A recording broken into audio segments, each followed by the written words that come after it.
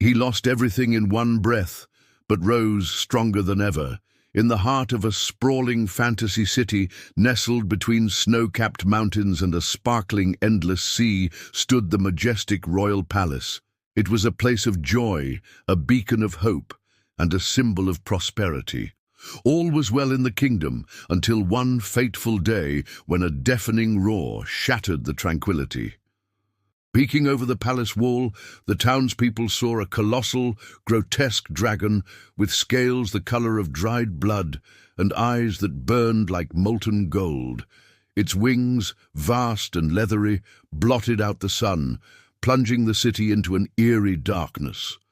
The dragon, with a venomous screech, unleashed a torrent of fire, reducing everything in its path to ashes. Amidst this fiery chaos, a young woman stood defiant.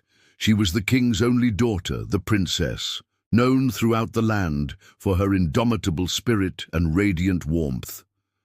In that moment of fiery peril, she made a decision. She would protect her people. With a courageous heart, she stepped forward, shielding the townspeople with her own body. And in that instant, the dragon's flames engulfed her, taking her life just as she had saved countless others.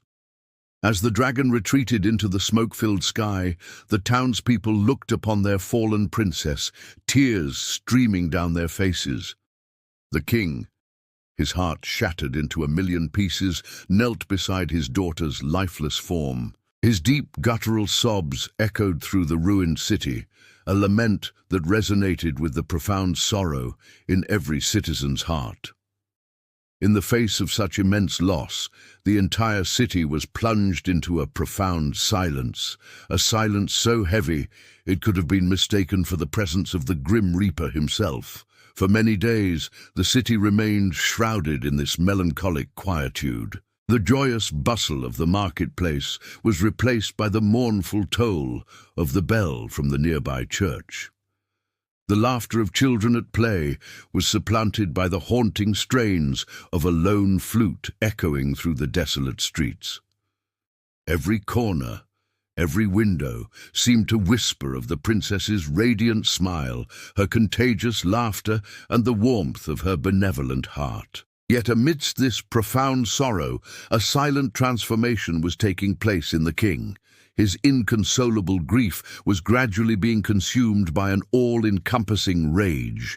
The image of his daughter, her lifeless form consumed by the dragon's flames, seared into his mind, fueling an unquenchable inferno of anger. He withdrew into his grief. Not even the pleas of his loyal subjects could penetrate the fortress of his sorrow. Days turned into weeks, weeks into months.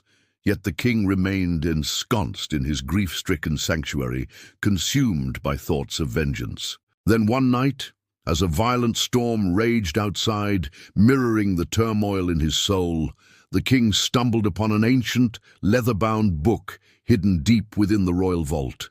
As he delved deeper into the book's cryptic pages, he discovered an unsettling truth.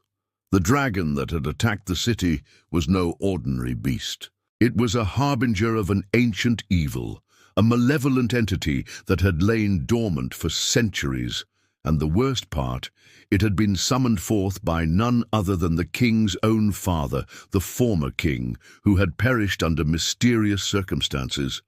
But why? What was the reason behind his father's treacherous pact with the forces of darkness? To find the answers, the king journeyed to the secluded Tower of Whispers, where his father, the late king, had spent his final days. There, amidst crumbling stone and faded grandeur, he uncovered a shocking conspiracy that reached back through generations. His father, once a revered king, had been driven to despair by an endless war, a conflict that threatened to engulf the kingdom in an abyss of destruction. In his desperation, he had turned to forbidden arts, summoning the dragon in the hopes of using its immense power to end the war. But the dragon, with its insatiable appetite for power, had turned on its summoner, plunging the kingdom into darkness. Armed with this newfound knowledge, the king was filled with a burning determination. He would avenge his daughter, vanquish the dragon, and restore his kingdom to its former glory, And so, under the cloak of the darkest night, the king emerged from his self-imposed exile. His eyes, though etched with sorrow, blazed with an unwavering resolve. As the dragon prepared for its final assault, oblivious to the vengeance that brewed, the king stood before it, silhouetted against the backdrop of the rising sun. In his hand, he held aloft the ancient sword, its blade humming with celestial energy. The final battle was upon them. The dragon roared, a deafening crescendo of malevolence, and charged forth. The king, a bastion of steely resolve, met its charge head-on. The clash of their wills shook the very foundations of the city, but it was the king who ultimately prevailed. With a final mighty strike, he banished the dragon back to the abyss from whence it came, its defeated roars echoing in the hearts of the awestruck onlookers.